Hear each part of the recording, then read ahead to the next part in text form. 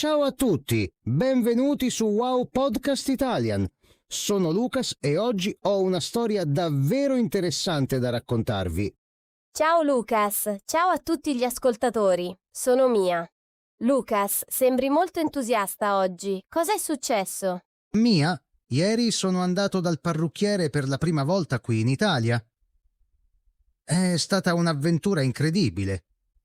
Non sapevo esattamente come descrivere quello che volevo. Oh no!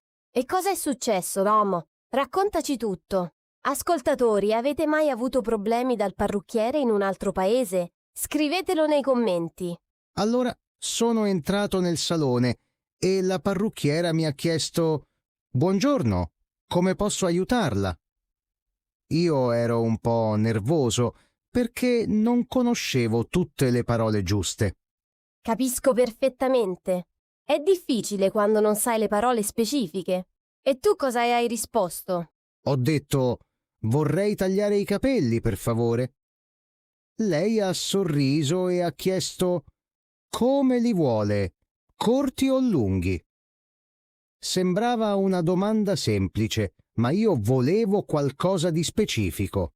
E cosa volevi esattamente? Descrivici il tuo stile ideale. Volevo i capelli più corti ai lati e più lunghi sopra. In inglese si dice short on the sides, longer on top, ma non sapevo come dirlo in italiano. Ah, capisco. Questa è una richiesta molto comune. Ascoltatori, sapete come si dice in italiano? Provate a scriverlo nei commenti prima che Lucas ci dica la risposta. Alla fine ho provato a spiegare con le mani. Ho fatto così, indicando i lati della testa e dicendo «qui corti», e poi ho toccato la parte sopra e ho detto «qui più lunghi». Ottima idea. Usare i gesti è sempre utile. La parrucchiera ha capito? «Sì, per fortuna!» Lei ha annuito e ha detto «Capisco, vuole i lati corti e la parte superiore più lunga. Quanto corti ai lati?» E io ho pensato «Oh no, un'altra domanda difficile». Quanto corti volevi? Con le forbici o con la macchinetta? Ecco, non sapevo nemmeno questa differenza. Lei mi ha mostrato la macchinetta e ha detto «Con questa? Numero 2, 3 o 4?» Io non avevo idea di cosa significassero questi numeri. I numeri indicano la lunghezza. Numero 1 è molto corto, quasi rasato. Numero 2 è corto, ma si vedono ancora i capelli. Numero 3 e 4 sono progressivamente più lunghi. Tu quale hai scelto? Ho scelto numero 3 perché mi sembrava un buon compromesso. Poi lei ha chiesto: «Vuole una sfumatura?» E io ho pensato: cosa è una sfumatura? La sfumatura è quando i capelli passano gradualmente da corti a lunghi, senza un taglio netto.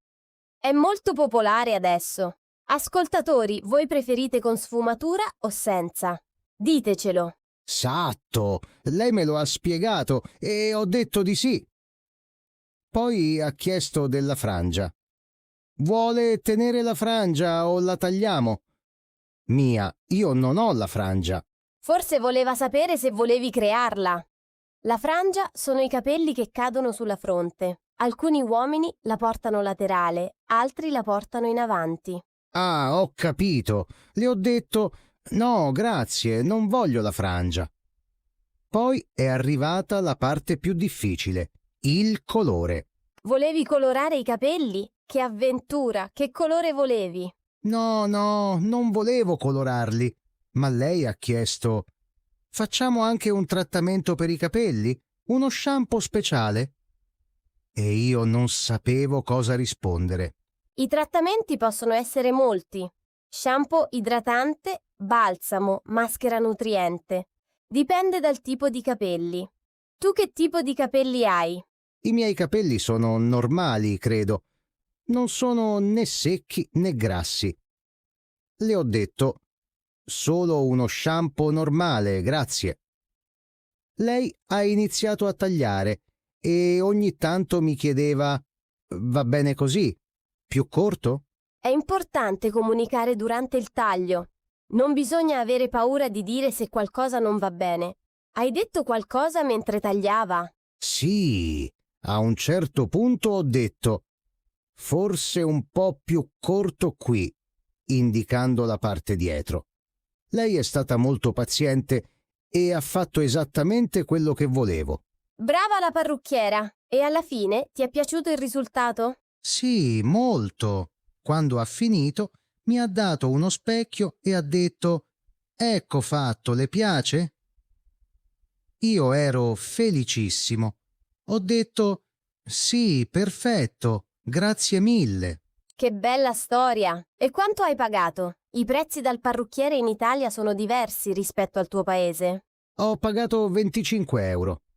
Nel mio paese di solito pago un po' di più, quindi è stato un buon affare.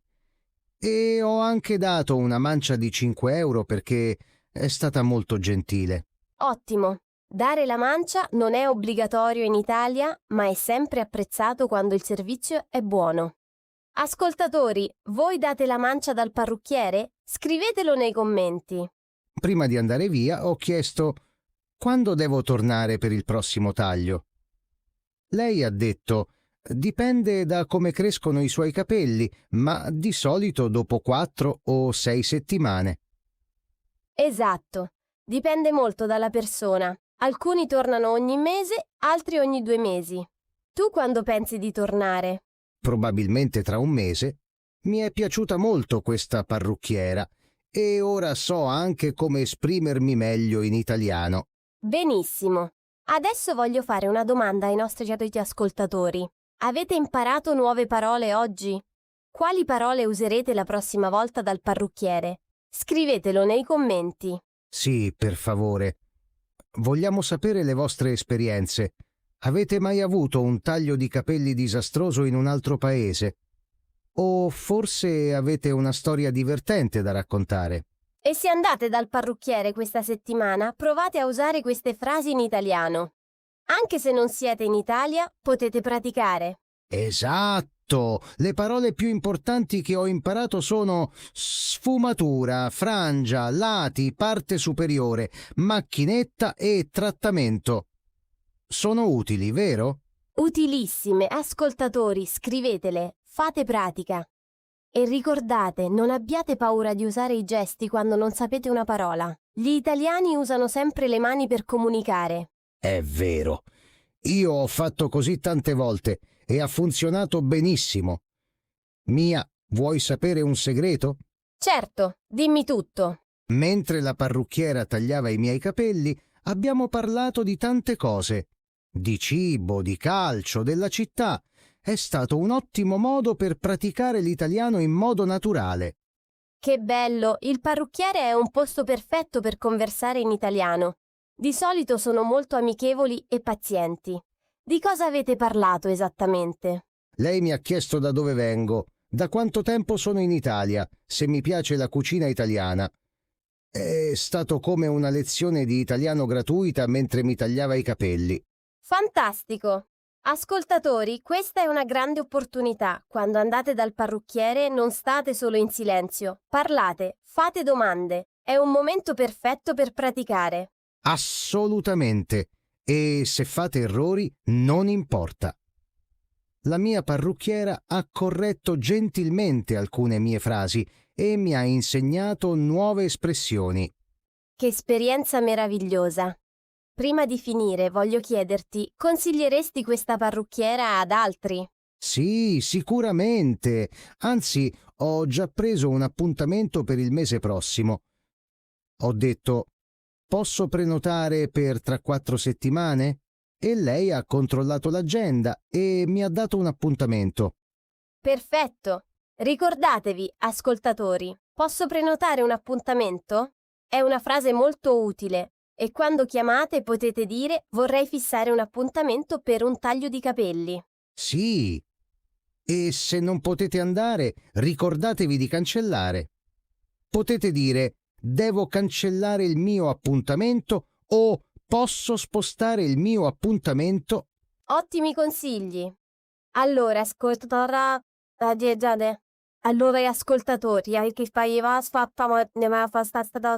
ricapitoliamo le frasi più importanti di oggi. Lucas, aiutami. Certo. Prima frase. Vorrei tagliare i capelli. Questa è la base per iniziare. Seconda frase, corti ai lati e più lunghi sopra. Per descrivere il taglio che volete. Terza frase. Con la macchinetta numero 3. Per specificare quanto corti volete i lati. Quarta frase, vorrei una sfumatura. Se volete un taglio moderno e graduale. E ultima frase importante.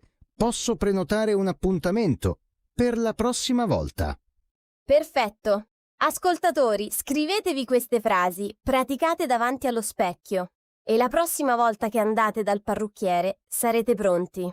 E non dimenticate di raccontarci la vostra esperienza nei commenti. Vogliamo sapere come va. Assolutamente. E se avete domande su altre parole o frasi da usare dal parrucchiere, scrivete anche quelle. Risponderemo a tutti. Ultima cosa, se questo podcast vi è piaciuto, lasciate un like e iscrivetevi al canale Wow Podcast Italian. Ci aiuta moltissimo.